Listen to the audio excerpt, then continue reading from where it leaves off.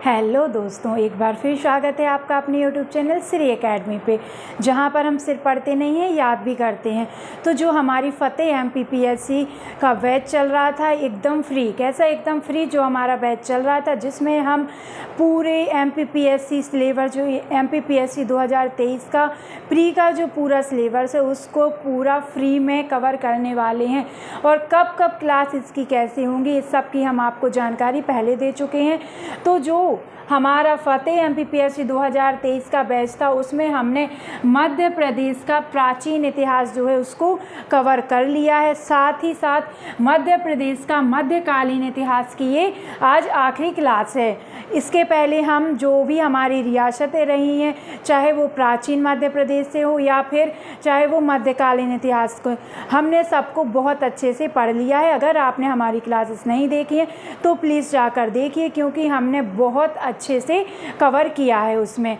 तो आज हम क्या पढ़ने वाले हैं उसकी रूपरेखा अगर हम देखें तो मध्य प्रदेश का मध्यकालीन इतिहास की ये चौथी और लास्ट क्लास है। इसके बाद हम कल की क्लास से आधुनिक इतिहास पढ़ेंगे मध्य प्रदेश का। तो आज की क्लास में हम क्या पढ़ने वाले हैं, आज की क्लास में हम पढ़ने वाले हैं बुंदेलखंड रियासत के बारे में, जिसकी 3 शाखाएं हुई, ओरछा रियासत, दतिया रियासत, अजयगढ़ रियासत और सायगढ़ रियासत। कितनी हुई? 4 हुई। और इसके बाद हम पढ़ेंगे बघेलखंड रियासत को, फिर हम पढ़ेंगे होलकर वंश के बारे में और इसके बाद हम पढ़ेंगे सिंधिया वंश के बारे में। तो ये सारी रियासतें आज हम कवर करने वाले हैं। इसके अंतर्गत हम स्थापत्य में जो इनका योगदान रहा वो देखेंगे, साहित्य में इनका जो योगदान रहा वो देखेंगे, इनके कौन कौन से प्रमुख शासक हुए, किसने किसके साथ युद्ध किया, किसके साथ किसका साथ रहा, चाहे वो आपका मुगल कालीन हो, चाहे आपके गौड़ शासक रहे, मतलब हम सबको एक दूसरे से कनेक्ट करके बहुत बढ़िया ढंग से पढ़ने वाले हैं।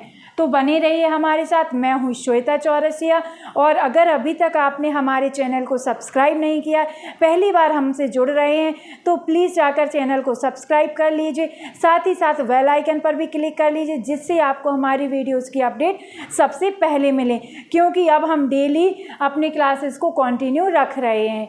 तो चलिए स्टार्ट करते हैं हम बुंदेलखंड रियासत से।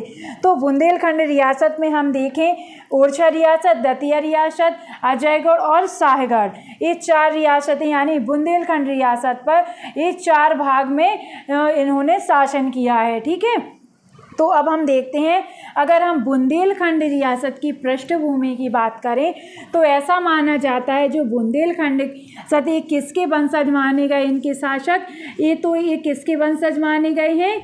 लव के वंशज। अब ये लव कौन थे? ये थे जो अयोध्या नरेश थे हमारे रामचंद्र जी। अयोध्या नरेश थे राम जी, हमारे भगवान राम जी, प्रभु रामचंद्र जी, उनके पुत्र थे लव, और लव के वंशज माने जाते हैं हमारे बुंदेलखंड रियासत के जो शासक रहे हैं वो। ठीक है, अब इनमें बात आती है जो बुंदेलखंड रियासत है, बुंदेलखंड रियासत के संस्थापक कौन हुए?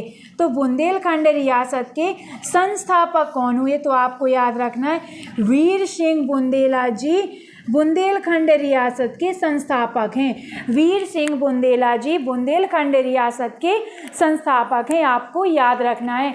इसके अतिरिक्त अगर हम देखें, इन्होंने अपनी राजधानी क्या बनाई? तो इन्होंने अपनी राजधानी क्या बनाई? मऊ को। किसको? मऊ को। कहाँ? महोनी में, जो प्रेजेंट में उत्तर प्रदेश में आती है। प्रेजेंट में कहाँ आती है? उत्तर प्रदेश में आती है। इनने राजधानी मऊ महोनी को बनाकर बुंदेलखंड रियासत की ये स्थापना करते हैं। कौन? वीर सिंह बुंदेला जी। कौन करते हैं? वीर सिंह बुंदेला जी। फिर इसके बाद जो इसके अन्य शासक आते हैं, किसके? बुंदेलखंड रियासत के जो अदर शासक आते हैं, यानी कालांतर में इसकी राजधानी क्या हो जाती है? तो गढ़कुंडार हो जाती है। क्या? गढ़कुंडार हो जाती है। इसके बाद इसकी राजधानी क्या हो जाती है? ओरछा। और क्या होती है? टिहरी। टिहरी। तो अब हम पढ़ेंगे कि किसने राजधानी कहाँ स्थानांतरित की, किसने अपनी कौन सी राजधानी बनाई। तो आपको हमारे साथ अंत तक बने रहना है, पूरी क्लास को अच्छे से देखना है, समझना है और साथ ही साथ हमारे नोट्स भी तैयार करना है। ठीक है, अब हम पढ़ते हैं। अगर हम थोड़ा सा और देख लें पृष्ठभूमि में, तो इन्होंने कहाँ पर शासन किया या इनके शासन का कहाँ तक विस्तार था। तो हम देखें, इनके शासन का विस्तार था दतिया, कहाँ, दतिया में, नरवर जो शिवपुरी रीजन आता है, चंदेरी, इसके अतिरिक्त ओरछा, इसके अतिरिक्त छतरपुर, इसके अतिरिक्त गढ़कुंडार, कहाँ, गढ़कुंडार, इसके अतिरिक्त इन्होंने महोबा और दमोह में अपना शासन किया। यानी बुंदेलखंड रियासत का विस्तार कहाँ तक था, तो आपको याद रखना है इनका विस्तार था दतिया, नरवर, चंदेरी, ओरछा, छतरपुर, गढ़कुंडार और दमोह आपका महोबा।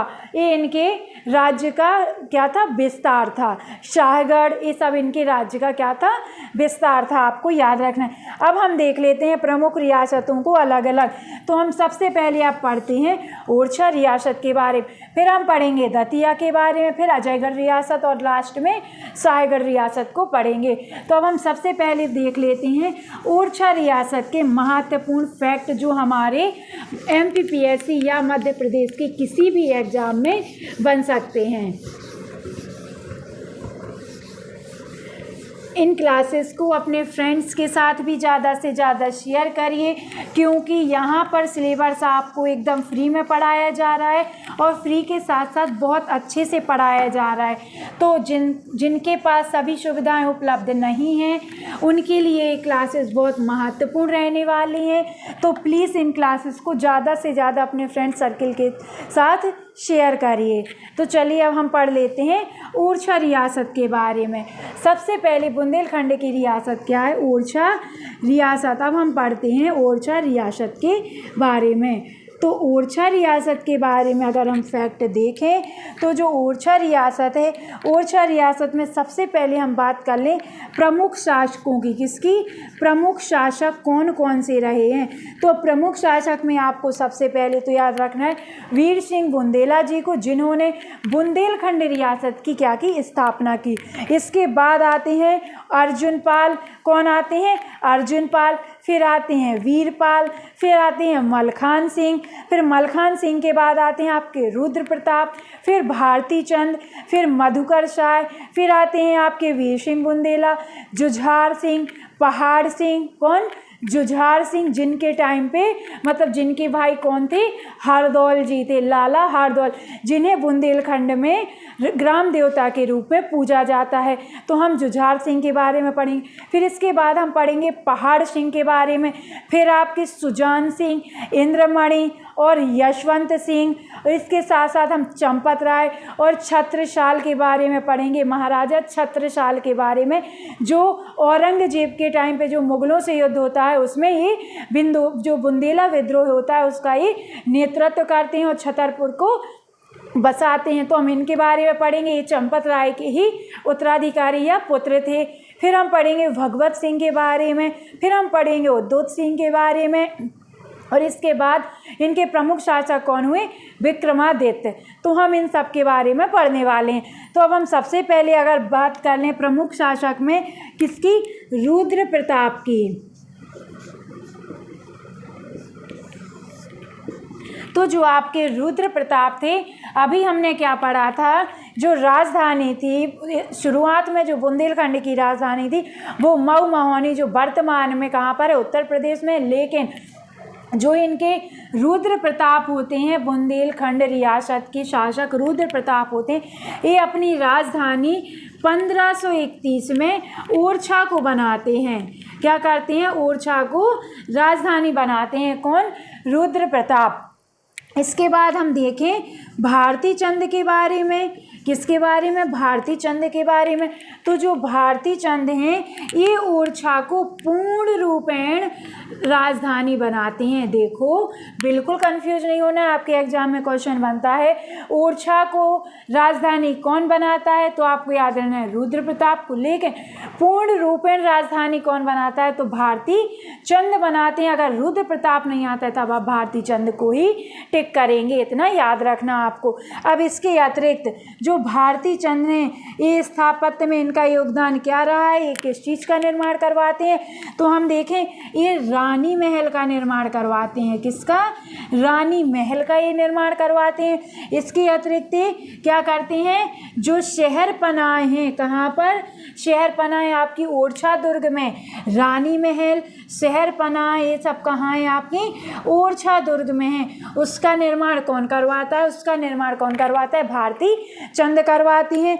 और अगर आपके एग्जाम में क्वेश्चन बन जाए हुमायूं के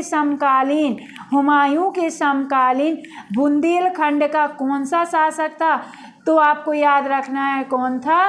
भारती चंद थे। कौन थे? भारती चंद थे, आपको याद रखना है। अब हम देख लेते हैं थोड़ी से फैक्ट मधुकर शाह के बारे में। किसके बारे में? मधुकर शाह जो होते हैं बुंदेलखंड रियासत के शासक।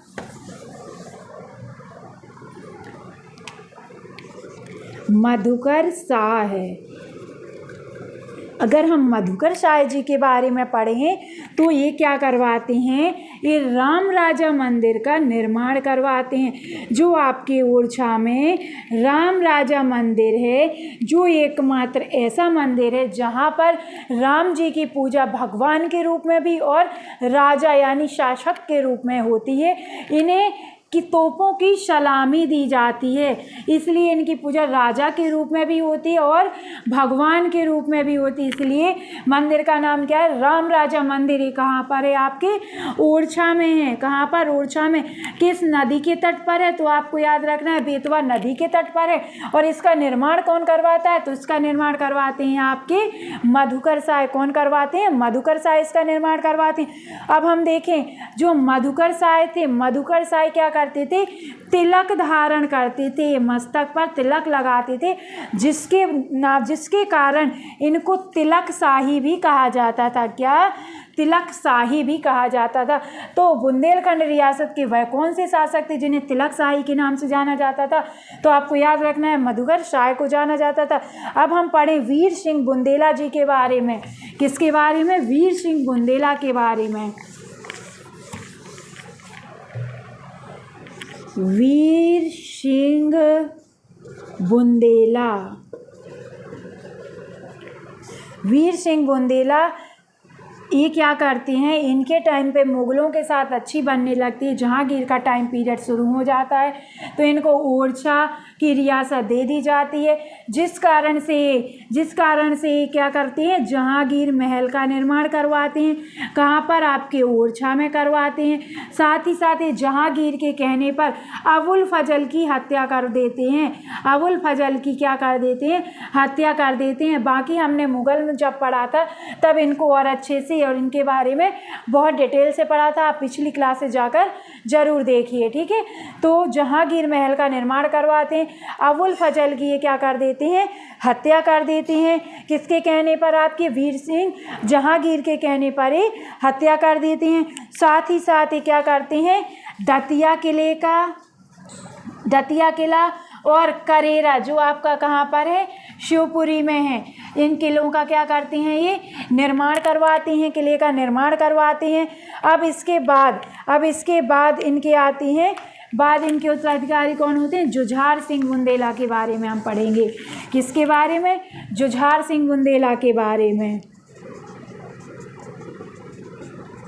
हम इम्पॉर्टेंट फैक्ट पढ़ रहे हैं तो आपको बिल्कुल भी स्किप नहीं करना है क्लास को। सभी फैक्ट बहुत ज़्यादा इम्पॉर्टेंट हैं, ठीक है। जुझार सिंह बुंदेला के भाई कौन होते हैं? लाला हरदौल जी, जिन्हें ग्राम देवता के रूप में पूरा बुंदेलखंड पूजता है। ग्राम देवता के रूप में आपके पूजे जाते हैं लाला हरदौल जी, आपको याद रखना है। अब इसके अतिरिक्त हम देखें तो किसके बारे में पढ़ेंगे? चंपत राय जी के बारे में। किसके बारे में? चंपत राय जी के बारे में। तो जो चंपत राय जी होते हैं ये औरंगजेब के डर से क्या कर लेते हैं? आत्महत्या कर लेते हैं। आत्महत्या कर लेते हैं। कौन? चंपत राय जी। किसके डर से? औरंगजेब के डर से कर लेते हैं आत्महत्या।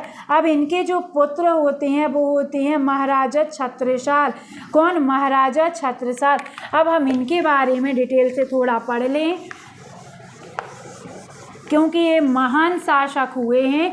हमारे बुंदेलखंड रियासत के मुगलों का सामना करने वाले ये पहले शासक थे। महाराजा छत्रसाल। महाराजा छत्रसाल जो कि आपके छतरपुर शहर को बसाते हैं। इन्हीं के नाम पर छत्रसाल नगर कहा जाता है या छतरपुर शहर का नाम पड़ा। ठीक है, बसाया इन्होंने। अब इसके अतिरिक्त हम इनके और फैक्ट देखें तो ये तो आपको पता ही है कि ये चंपत राय के पुत्र थे। किसके? चंपत राय के पुत्र थे। चंपत राय के पुत्र थे। अब इसके अतिरिक्त हम और फैक्ट देखें तो औरंगजेब के समय जो बुंदेला विद्रोह होता है, बुंदेला विद्रोह जो होता है, बुंदेला विद्रोह, उसका ये नेतृत्व करते हैं। उसका क्या करते हैं?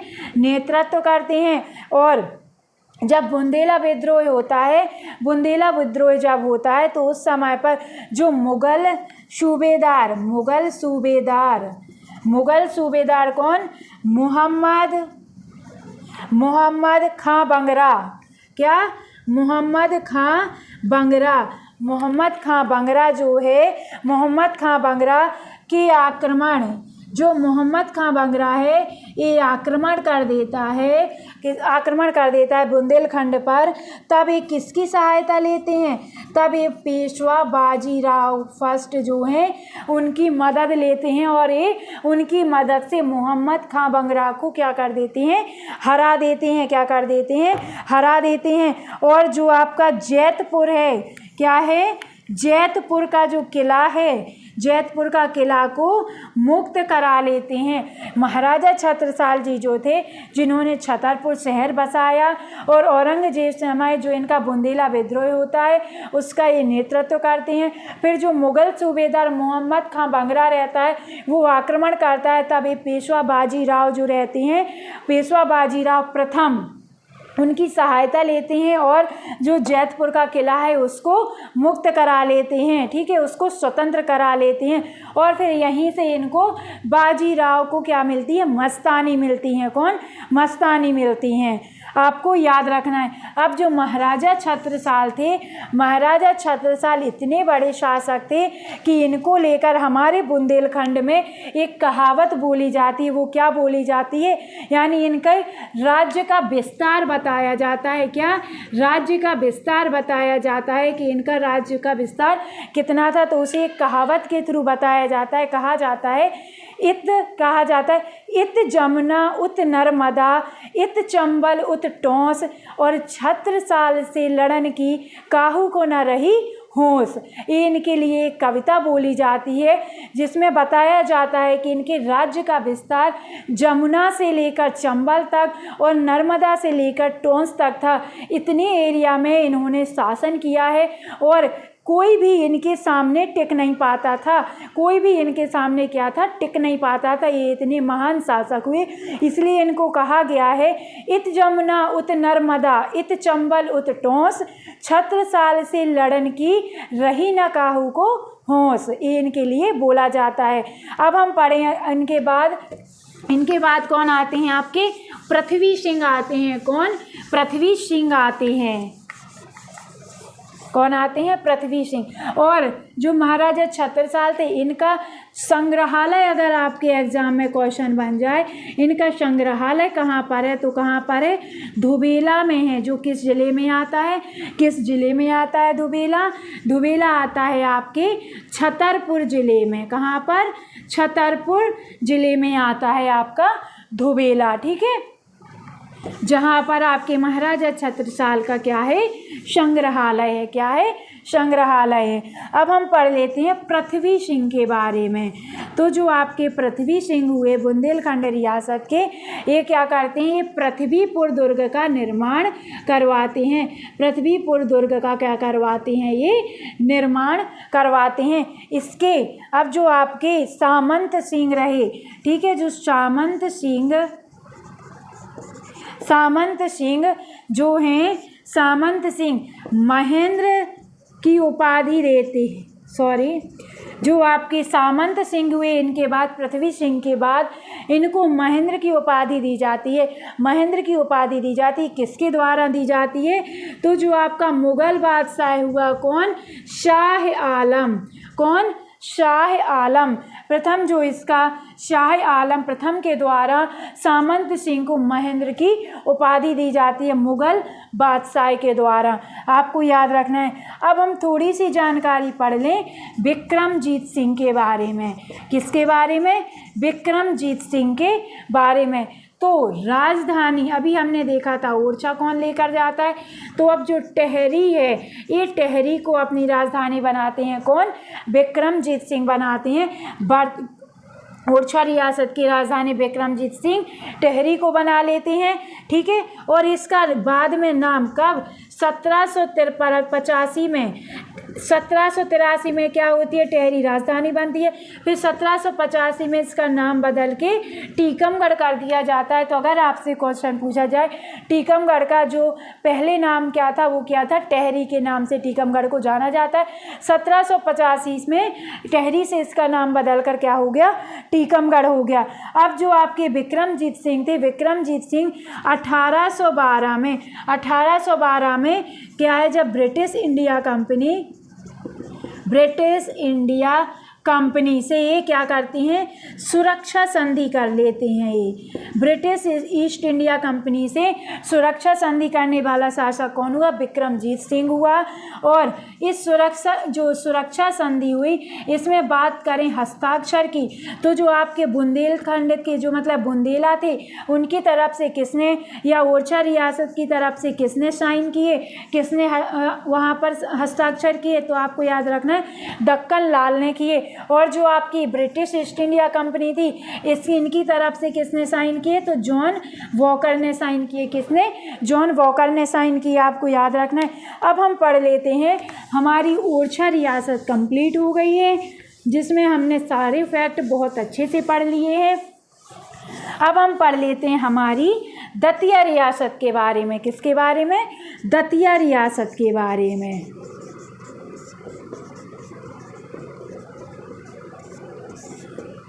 दतिया रियासत जो हमारी रही, दतिया रियासत के प्रमुख शासक कौन हुए, तो भगवान दास बुंदेला। कौन होते हैं, भगवान दास बुंदेला।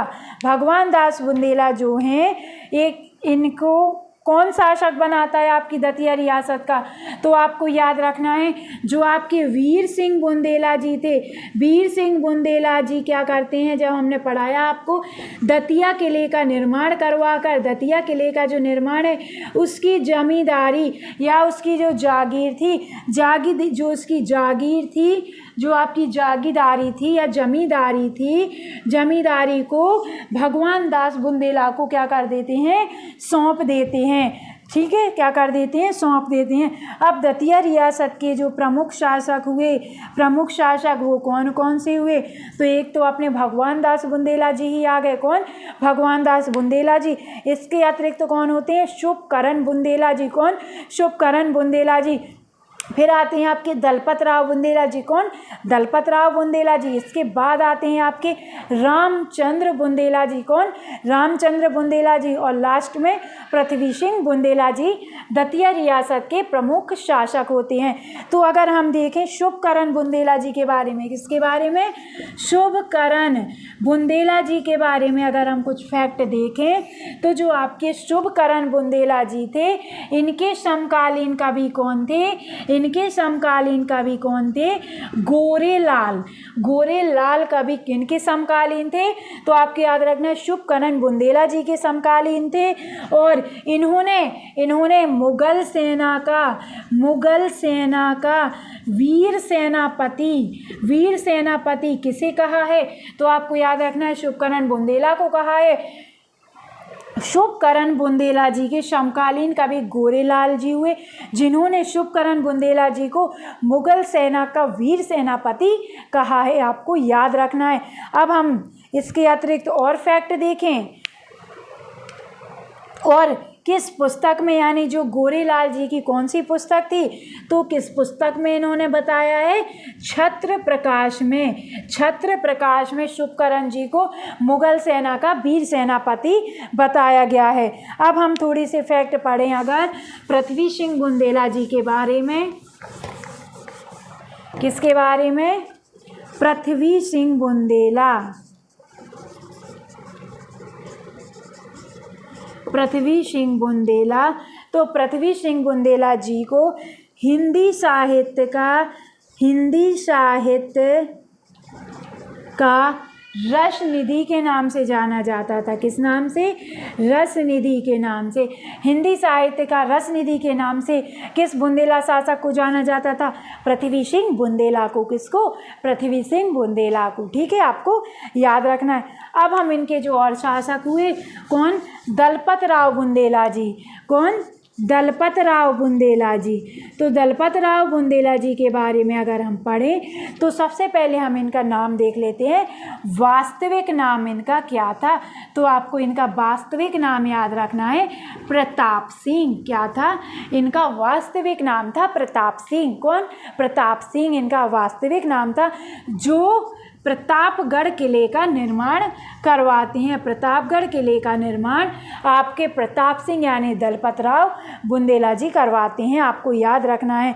अब हम जो आपकी बुंदेलखंड रियासत है, बुंदेलखंड रियासत में जो अभी वर्तमान में नौगांव है या उस टाइम पे जो रहा, ठीक है, तो हम नौगांव के बारे में अगर थोड़ी से फैक्ट देख लें। बुंदेलखंड रियासत में एक स्थान है नौगांव। नौगांव के बारे में अगर हम थोड़ी फैक्ट देखें तो वो क्या आते हैं? सबसे पहले ये किस ज़िले में स्थित है? तो ये आपके छतरपुर ज़िले में स्थित है, जिसको महाराजा छत्रसाल के द्वारा बसाया गया था, हमने पढ़ लिया है। अब हम पढ़ते हैं इसके जो आपकी नौगांव तहसील है। नौगांव तहसील भारत की यानी देश की पहली स्मार्ट सिटी थी। ये पहली स्मार्ट सिटी कौन थी? अगर आपके एग्ज़ाम में क्वेश्चन बन जाए पहली स्मार्ट सिटी, तो आपकी नौगांव तहसील थी, जो छतरपुर ज़िले के अंतर्गत आती है। इसको किसने बनाया था? जिसे अंग्रेज़ों ने 1842 में, अंग्रेज़ों के द्वारा 1842 में नौगांव को देश की पहली स्मार्ट सिटी बनाया गया था। एक टाइम पे इसे, मतलब एक समय पे इसको क्या कहा जाता था? मिनी चंडीगढ़ कहा जाता था। एक टाइम ऐसा था जब इसको मिनी चंडीगढ़ कहा जाता था। अब इसके बाद आज़ादी के बाद हम देखें तो 15 अगस्त 1947 को जो विंध्य प्रदेश था, विंध्य प्रदेश की राजधानी बनाया गया था। कब? 1 वर्ष के लिए। और इसको मुख्यमंत्री इसका किसे बनाया गया था? तो इसका मुख्यमंत्री बनाया गया था कामता प्रसाद सक्सेना को यहाँ का मुख्यमंत्री बनाया गया था। एक कुछ फैक्ट हैं आपके नौगांव को लेकर, शायद एग्जाम में क्वेश्चन बन जाए तो आपको याद रखना है। अब हम पढ़ लें अजयगढ़ रियासत के बारे में। जो हमारी तीसरी रियासत थी वो क्या थी? अजयगढ़ रियासत।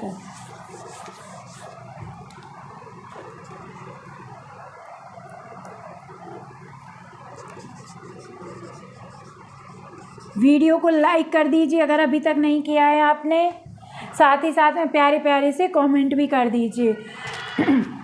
अभी नहीं, कमेंट करना आपको क्लास के बाद, ठीक है? अभी लाइक करो। अजयगढ़, अजयगढ़ के बारे में अगर हम पढ़ें, अजयगढ़ जो रियासत रही है ये वर्तमान में कहाँ पर, पन्ना ज़िले में, कहाँ, पन्ना ज़िले में, कहाँ, पन्ना ज़िले में, ठीक है। तो जो आपके पहाड़ सिंह बुंदेला जी थे जिनके बारे में हमने पढ़ लिया है, पहाड़ सिंह बुंदेला जी गुमान सिंह को यहाँ की जमींदारी या जागीरी जो होती है वो सौंप देती हैं, ठीक है। किसको, गुमान सिंह को, आपको याद रखना है। अगर हम इसके प्रमुख शासक देखें तो इसके प्रमुख शासक होते हैं आपके गुमान सिंह, मधुकर शाह और वक्त सिंह। कौन, वक्त सिंह। अब हम थोड़ी सी फैक्ट पढ़ लेते हैं आपकी शाहगढ़ रियासत के बारे में। किसके बारे में, शाहगढ़ रियासत के बारे में।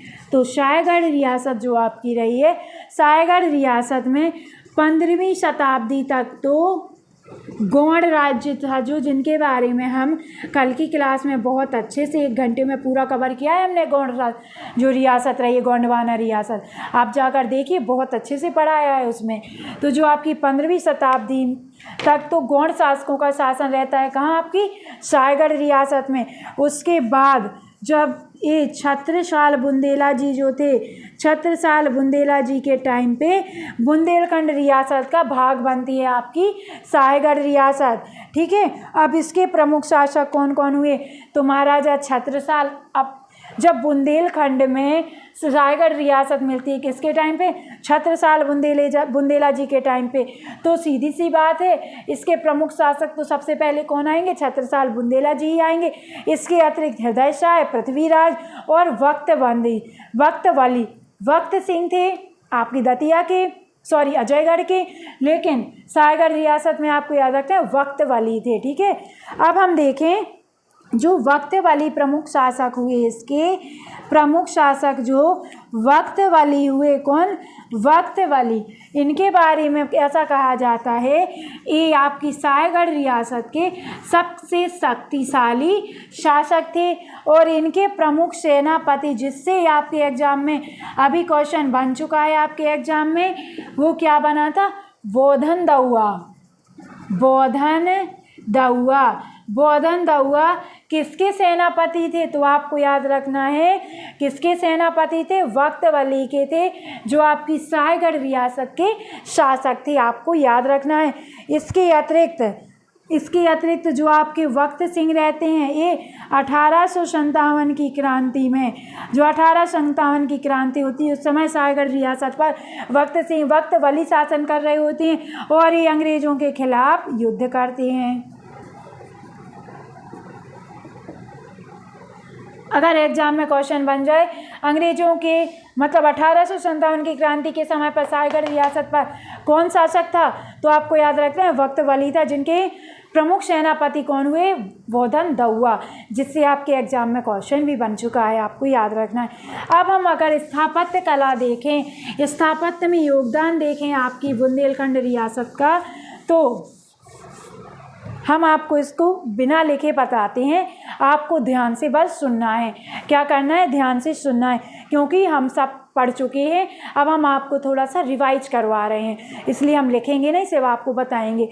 तो जो आपके ओरछा किला है, ओरछा किला कहाँ पर है, ओरछा में। इसका निर्माण किसने करवाया, तो आपके इसका निर्माण रुद्र प्रताप या भारती चंद्र जी ने करवाया। रानी महल शहर पना है जो आपके ओरछा दुर्ग में स्थित है, इसका निर्माण किसने करवाया, भारती चंद्र ने करवाया। इसके अतिरिक्त जो राम राजा मंदिर है, राम राजा मंदिर आपके ओरछा में, इसका निर्माण किसने करवाया, मधुकर शाह ने करवाया। किसने, मधुकर शाह ने करवाया। दतिया किला, करेरा किला जो आपकी शिवपुरी में स्थित है, इसका निर्माण वीर सिंह बुंदेला जी ने करवाया। और जहांगीर महल आपकी ओरछा में वीर सिंह बुंदेला जी ने निर्माण करवाया। चतुर्भुज मंदिर वीर सिंह बुंदेला जी ने निर्माण करवाया। कहाँ पर, आपकी ओरछा में। सतखंडा महल, इससे आपके एग्जाम में क्वेश्चन बन चुका है। सतखंडा महल मध्य प्रदेश के किस जिले में, आपको याद रखना है दतिया जिले में। इसका निर्माण किसने करवाया, वीर सिंह बुंदेला जी ने इसका निर्माण करवाया, आपको याद रखना है। छतरपुर शहर, छतरपुर शहर कौन बसाता है? आपके महाराजा छत्रसाल जी बसाते हैं। इसके अतिरिक्त प्राणनाथ मंदिर पन्ना में कौन बनवाता है? आपके महाराजा छत्रसाल जी बनवाते हैं। कौन? महाराजा छत्रसाल जी बनवाते हैं। इसके अतिरिक्त सागर शहर की स्थापना कौन करता है? तो कौन करता है? उड़ान शाह करते हैं। उड़ान शाह आपकी सागर शहर की स्थापना करते हैं, आपको याद रखना है। इसके अतिरिक्त अजयगढ़ का किला पन्ना जो में प्रेजेंट में पन्ना में आता है, इसका निर्माण कौन करवाते हैं? अजय पाल करवाते हैं। कौन? अजय पाल करवाते हैं। इसके अतिरिक्त बुंदेली दरवाजा जो कहाँ पर स्थित है? आपके रीवा में स्थित है, उसका निर्माण कौन करवाता है? हृदय शाह करवाते हैं। कौन? हृदय शाह करवाते हैं, आपको याद रखना है। अब अगर हम देखें, अब हम पढ़ लेते हैं बघेलखंड रियासत के बारे में। किसके बारे में?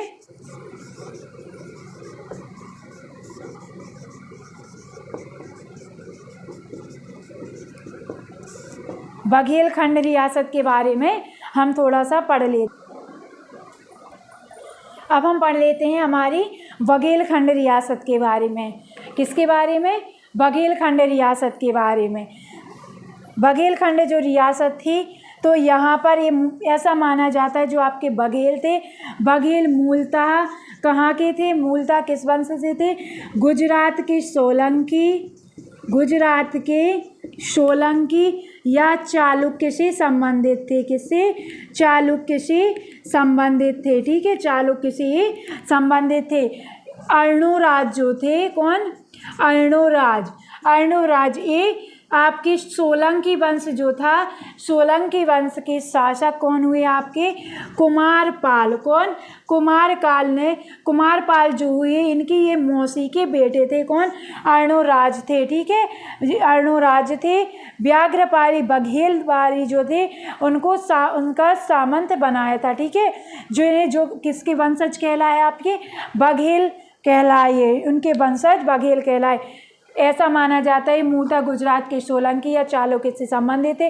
अर्णोराज जो हुए, अर्णोराज जो थे, जिन्हें व्याघ्रदेव कहा जाता है। क्या?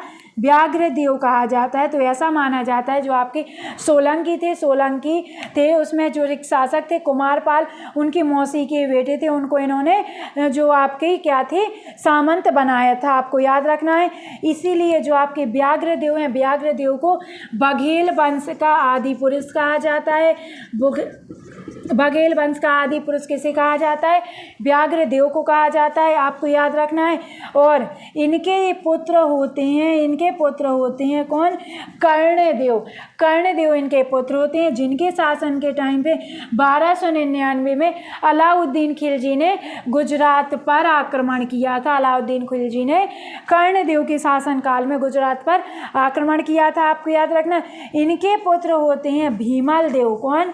भीमल देव और बीसल देव इनके पुत्र होते हैं। जो भीमल देव हैं, ये आपके मध्य प्रदेश के क्षेत्र पर शासन करते हैं। और जो आपके बीसल देव होते हैं, ये गुजरात वापस चले जाते हैं, गुजरात पर अपना शासन करते हैं। अब हम देखें 1233 जो ईस्वी रही है, 1236 ईस्वी जो रही है आपकी, 1236 ईस्वी में कालिंजर पर ऐसा माना जाता है, जो आपकी भर जाति थी, उनके लोगों का राज्य था। ठीक है, उनके लोगों का क्या था? राज्य था कालिंजर में। अब कहाँ पर? तो जो गहोरा है, गहोरा चित्रकूट के पास भर जाति के लोगों का क्या था? शासन था। यहाँ पर जो आपकी भर जाति थी और जो लोधी वंश था, या लोधी वंश के राजाओं के बीच क्या था? सीमा विवाद को लेकर युद्ध चलता रहता था, जिसमें भर जाति की तरफ से व्याघ्रदेव सहयोग करते हैं। और व्याघ्रदेव के जो पोते थे, कौन?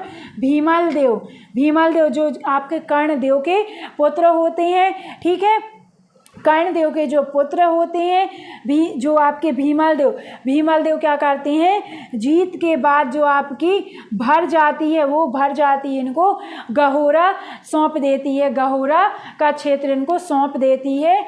और जो आपके बीसल देव हैं, ये वापस गुजरात लौट जाते हैं। अब हम पढ़ लेते हैं प्रमुख क्षेत्र, यानी बघेलखंड रियासत ने कहाँ पर शासन किया। मध्य प्रदेश में। तो आपको याद रखना है मध्य प्रदेश में इन्होंने रीवा में शासन किया, शोहबाल सतना में शासन किया, गहुरा चित्रकूट में शासन किया और इसके अतिरिक्त बांधवगढ़ मुकुंदपुर सतना में शासन किया और कहाँ पर चौखंडी रीवा में इन्होंने शासन किया। अब इनके हम प्रमुख शासक देखें बघेलखंड रियासत के। बघेलखंड रियासत के प्रमुख शासक कौन कौन होते हैं? भीमल देव होते हैं, रनिंग देव, भीमल देव, रानिंग देव, वीर सिंह देव, बीरम देव, नरहरि देव, वीर भानु, रामचंद्र देव, वीरभद्र देव, विक्रमाजीत, अमर सिंह, मार्तंड सिंह। मार्तंड सिंह जो थे आपके, मार्तंड सिंह अंतिम शासक होते हैं। और जो आपके भीमल देव हुए, भीमल देव को बघेलखंड रियासत का या बघेल वंश का संस्थापक कहा जाता है। बघेल वंश का संस्थापक कहा जाता है, जहाँ पर ही कहाँ पर गहुरा चित्रकूट में बघेल वंश की स्थापना करते हैं कब? 1236 ईस्वी में। इसके बारे में हम पढ़ ही चुके हैं सारी डिटेल। अब हम देख लेते हैं रनिंग देव। जो रनिंग देव थे तो वीर समुदाय काव्य था, जो आपका वीर समुदाय काव्य था उसमें गहुरा का प्रथम शासक बताया गया है आपके रनिंग देव को, आपको याद रखना है। अब इसके अतिरिक्त हम देखें वीर भानु के बारे में। किसके बारे में? वीर भानु के बारे में अगर हम देखें तो वीर भानु जो थे इन्होंने 1539 में जो हुमायूं था, हुमायूं क्या था जो उसकी सहायता की थी, हुमायूं की सहायता की थी मुगल साथ। इसीलिए क्या करते हैं बघेलखंड रियासत को जो आपके मुगल रहते हैं वो मुक्त कर देते हैं। जो वीर भानु थे, वीर भानु की ने हुमायूं की 1539 में सहायता की, जिस कारण से मुगल शासक जो थे आपको बघेल वंश से को मुक्त कर देते हैं। कैसा? कर मुक्त कर देते हैं, आपको याद रखना है। अब हम देखें थोड़ी सी जानकारी वीर सिंह देव के बारे में। किसके बारे में? वीर सिंह देव के बारे में अगर हम थोड़ा सा पढ़ें तो जो आपके वीर सिंह देव जी थे, वीर सिंह देव जी थे ये खानवा के युद्ध में राणा सांगा की सहायता करते हैं, राणा सांगा की सहायता करते हैं। खानवा के युद्ध के बारे में हम अपनी पिछली क्लासेस में पढ़ चुके हैं, आप जाकर उन्हें देख लीजिए। साथ ही साथ जो सिकंदर लोदी था, सिकंदर लोदी से ये क्या करते हैं? मित्रता स्थापित कर लेते हैं। अब ये पहले तो राणा सांगा की हेल्प करते हैं, लेकिन जब आपके राणा सांगा हार जाते हैं तो ये बाबर के साथ मिल जाते हैं। क्या? बाबर के साथ मिल जाते हैं, आपको याद रखना है। अब इसके अतिरिक्त हम देखें तो इनके उत्तराधिकारी होते हैं कौन? वीरभान इनके उत्तराधिकारी होते हैं। अगर वीर सिंह देव से रिलेटेड हम एक फैक्ट और देखें तो प्रयाग में जल समाधि धारण करने वाले ये प्रथम शासक हैं आपकी बघेलखंड रियासत के। ये जल समाधि धारण कर लेते हैं, ठीक है। इनके उत्तराधिकारी होते हैं वीर भानु जी, जो चौसा के युद्ध में, किसमें? चौसा के युद्ध में हुमायूं की सहायता करते हैं। और किसकी सहायता करते हैं? हुमायूं की सहायता करते हैं, हुमायूं की ये सहायता करते हैं। और इसके बाद जो चौसा के युद्ध के बाद आपका बघेलखंड जो रियासत है ये मुक्त हो जाती है, फ्री हो जाती है, स्वतंत्र हो जाती है। लेकिन जैसे ही शेरशाह का शासन आता है बघेलखंड रियासत फिर मुगलों के पास चली जाती है और फिर उनसे बचकर जो आपके वीर भानु हैं ये कालिंजर के दुर्ग में शरण लेते हैं, आपको याद रखना है। अब हम थोड़ी सी जानकारी पढ़ें रामचंद्र देव के बारे में। किसके बारे में? रामचंद्र देव के बारे में। रामचंद्र देव के बारे में हम पढ़ें तो 1555 में आपको याद रखना है अकबर के ये कैसे थे? समकालीन थे। अकबर के ये समकालीन थे। इनके दरबार में प्रसिद्ध संगीतज्ञ थे कौन? तानसेन जी, जिसने बहुत ख्याति प्राप्त की थी। और इसी ख्याति के कारण अकबर जलाल खां से कहकर जलाल खां से कहकर रामचंद्र जी के दरबार से तानसेन को अपने दरबार में बुला लेते हैं। और जो आपके रामचंद्र जी थे, ये आप रामचंद्र जी गहोरा से अपनी राजधानी कहाँ ले जाते हैं, बांधवगढ़ अपनी राजधानी ले जाते हैं। जिसके बाद से बघेल वंश को क्या कहा जाने लगा, बांधव राज्य या आपका बांध वंश कहा जाने लगा। याद रखना क्या कहा जाने लगा, बांध वंश ये कहा जाने लगा। अब इसके बाद हम देखें, इसके बाद आते हैं आपके वीरभद्रदेव। कौन आते हैं, वीरभद्रदेव आते हैं।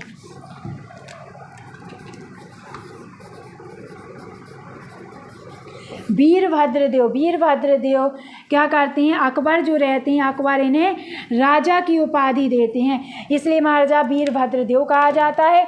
इन्हें राजा की उपाधि कौन देता है, अकबर देता है इन्हें। और इसके बाद इन्हें बांधवगढ़ का शासक बना दिया जाता है अकबर के द्वारा। इनके प्रमुख दरबारी कौन थे, पद्मनाथ मिश्र थे। इनके प्रमुख दरबारी थे कौन, पद्मनाथ मिश्र थे, जिन्होंने वीरभद्र चंपू की रचना की। वीरभद्र चंपू की रचना पद्मनाथ ने की। जो वीरभद्र देव के दरबारी थे, इनको राजा या बांधवगढ़ का शासक कौन बनाता है, अकबर बनाता है, आपको याद रखना है। अब हम पढ़ लेते हैं विक्रमजीत बघेल के बारे में। किसके बारे में, विक्रमजीत बघेल के बारे में। तो जो विक्रमजीत बघेल थे, विक्रमजीत बघेल 1569 में अकबर आक्रमण कर देता है। अकबर क्या कर देता है, बघेल खंड पर आक्रमण कर देता है विक्रमजीत बघेल के टाइम पे। और जो ये आपके विक्रमजीत बघेल थे, ये अपनी राजधानी बांधवगढ़ से कहाँ ले जाते हैं, रीवा ले जाते हैं, रीवा। जिसके बाद से बांध वंश से राज्य को क्या कहला जाने लगा, रीवा राज्य के नाम से आपका बघेलखंड राज्य जाना जाने लगा। ठीक है। और बांधवगढ़ में इन्होंने सेना का मुख्यालय बनाया विक्रमजीत सिंह ने बांधवगढ़ में। अब हम पढ़ लेते हैं थोड़ी सा अमर सिंह के बारे में। किसके बारे में, अमर सिंह के बारे में। तो जो आपके अमर सिंह थे, ये साहित्य प्रेमी थे। क्या थे, साहित्य प्रेमी थे। वो इनके दरबार में कौन था, तो इनके दरबार में नीलकंठ व भूपति राय इनके दरबार में थे। नीलकंठ या भूपति राय इनके दरबार में थे, जिन्होंने क्या की, अमरेरा बिलास की रचना की। ये क्या है, ये ग्रंथ जिसकी रचना नीलकंठ जी करते हैं। और अमरपाटन, जो आपके अमर सिंह रहते हैं, ये अमरपाटन शहर जो आपके प्रेजेंट में कहाँ पर है, सतना में है, उस शहर की ये क्या करते हैं, स्थापना करते हैं। अब हम थोड़ी सा पढ़ लेते हैं रघुराज सिंह के बारे में। किसके बारे में, रघुराज सिंह के बारे में। तो जो आपकी रघुराज सिंह थे, रघुराज सिंह के समय 1857 की क्रांति होती है। और उस समय पर बघेली रियासत के शासक कौन रहते हैं, रघुराज सिंह रहते हैं। इन्होंने गोविंदगढ़ किले का निर्माण करवाया। साथ ही साथ जो गोविंदगढ़ में आम अनुसंधान है, उसकी स्थापना में भी इन्होंने अपना महत्वपूर्ण योगदान दिया। और इनके टाइम पे जो आपके लॉर्ड कैनिंग थे, लॉर्ड कैनिंग रीवा आते हैं एक दिन के लिए रीवा आते हैं। इसके अतिरिक्त 1867 में सबसे पहले सर्वप्रथम जबलपुर सतना इलाहाबाद रेल लाइन का प्रारंभ होता है। तो रेल लाइन का प्रारंभ किसके शासन में होता है, रघुराज सिंह के शासन में होता है।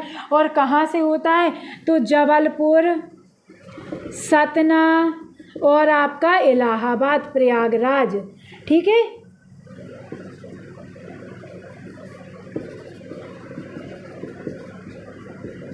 इलाहाबाद में रेल लाइन का प्रारंभ होता है। इन्हीं के शासन के टाइम पे 1871 में बघेलखंड एक एजेंसी की क्या होती है, स्थापना होती है। एजेंसी की क्या होती है, स्थापना होती है। और इस एजेंसी में 5 रियासत शामिल होती हैं। 5 रियासत कौन कौन शामिल होते हैं, रीवा, मैहर, नागौद, और सोहाबाल और इसके साथ कोठी, ठीक है। और इसके प्रथम एजेंट कौन बनाए जाते हैं? इसके प्रथम एजेंट बनाए जाते हैं कैप्टन गुडफेलो। गुडफेलो कैप्टन इसके प्रथम एजेंट बनाए जाते हैं, आपको याद रखना है। अब हम पढ़ लेते हैं वेंकट रमन सिंह के बारे में। किसके बारे में? वेंकट रमन सिंह के बारे में। वेंकट रमन सिंह, वेंकट रमन सिंह के शासनकाल में 1895 में क्या होता है? रीवा में अकाल पड़ता है, जिससे ये अकाल कोष की स्थापना करते हैं। अकाल कोष की स्थापना करते हैं आपके अकाल पीड़ितों के लिए, ठीक है। और रीवा में ही ये सरस्वती भंडार पुस्तकालय का निर्माण करवाते हैं। सरस्वती भंडार पुस्तकालय का निर्माण करवाते हैं। कहाँ पर? आपके रीवा में करवाते हैं। और ये साथ में क्या करते हैं? बाघों के शिकार पर नियंत्रण या बाघों के शिकार पर ही क्या करते हैं? प्रतिबंध लगा देते हैं। बाघों के शिकार पर प्रतिबंध कौन लगा देता है? वेंकट रमन सिंह लगा देते हैं। अब हम पढ़ लें थोड़ी सा गुलाब सिंह के बारे में। गुलाब सिंह के बारे में तो जो आपके गुलाब सिंह थे 1934 में, कब? 1934 में पबाई रूल्स लगा देते हैं। पबाई रूल्स क्या है? जिसकी सहायता से जो आपका वन उपज था, वन उपज पर रीवा राज्य का एक अधिकार प्राप्त हो जाता है। अब जो पबाईदार होते हैं, जमींदार का एक प्रकार है जमींदारी का, ठीक है। इसको ये 4 से 5 गुना उसकी लगान को क्या कर देते हैं? ये बढ़ा देते हैं। साथ ही साथ ये रीवा में ये क्या करते हैं? जुबली जनाना अस्पताल बनवाते हैं। जुबली जनाना अस्पताल बनवाते हैं ये। और ये पंचवर्षीय शिक्षा लॉन्च करते हैं।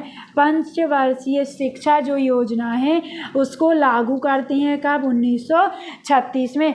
अब हम थोड़ी सा पढ़ लें मार्तंड सिंह के बारे में। किसके बारे में?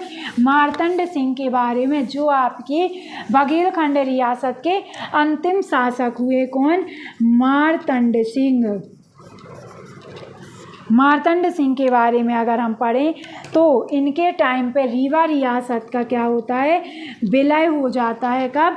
11 मार्च 1948 को। कहाँ? भारत संघ में। भारत संघ में इन्होंने आम अनुसंधान गोविंदगढ़ में स्थापित करने में सहायता की। ये अंतिम शासक होती हैं। क्या? अंतिम शासक होती हैं ये। और भारत का पहला सफ़ेद टाइगर मोहन किसे दिया गया था? तो आपके मार्तंड सिंह को दिया गया था। एक थोड़ा सा करेक्ट कर लेना, जो मैंने आपको वहाँ पर बताया, गोविंदगढ़ किले का निर्माण रघुराज करवाते हैं, लेकिन गोविंदगढ़ में जो आपका आम अनुसंधान बनता है उसमें सहायता कौन करती हैं? उसकी स्थापना में मार्तंड सिंह अपना सहयोग देते हैं। अब हम बघेल वंश से संबंधित थोड़ी सी ग्रंथ देखें, साहित्य में इनका योगदान देखें, जिनके बारे में हम बता चुके हैं, बस आपको रिवीजन करवा रहे हैं। तो आपको ध्यान रखना है जो आपकी बघेल वंशावली आती है, बघेल वंशावली के लेखक कौन है? अजवेश राम है। कौन है? अजवेश राम है। रीवा राज्य दर्पण किसने लिखा? जीतन सिंह ने लिखा। रीवा राज्य दर्पण जीतन सिंह ने लिखा। आप चाहो तो नोट भी करते जाइए। व्याघ्र वंश संग्रह किसने लिखा? रहमान अली ने लिखा। बघेल वंश वर्णम रूपाली शर्मा ने लिखा है। अमरेश विलास नीलकंठ ने लिखा है। आनंद रघुनंदन विश्वनाथ सिंह ने लिखा है। हरिचरित्र चंद्रिका आपकी जय सिंह ने लिखी है। अब हम देखें और मध्य प्रदेश पर जो मध्यकालीन इतिहास में किन किन वंश का शासन रहा, तो 2 प्रमुख और वंश आते हैं आपके। एक आता है आपका होलकर वंश। क्या? होलकर वंश। और दूसरा आपका आता है सिंधिया वंश। क्या आता है? सिंधिया वंश। जो होलकर वंश है, होलकर वंश के संस्थापक कौन माने जाते हैं? मल्हार राव होलकर माने जाते हैं, जिन्हें पानीपत के तृतीय युद्ध के बाद सौंप दिया जाता है। ये अपनी राजधानी क्या बनाते हैं? इंदौर और ग्वालियर। इंदौर इनकी राजधानी रहती है। मल्हार राव होलकर अपनी इंदौर राजधानी बनाते हैं। इसके बाद इनके उत्तराधिकारी आते हैं खांडे राव। कौन आते हैं? खांडे राव होलकर, इंदौर और महेश्वर, ठीक है।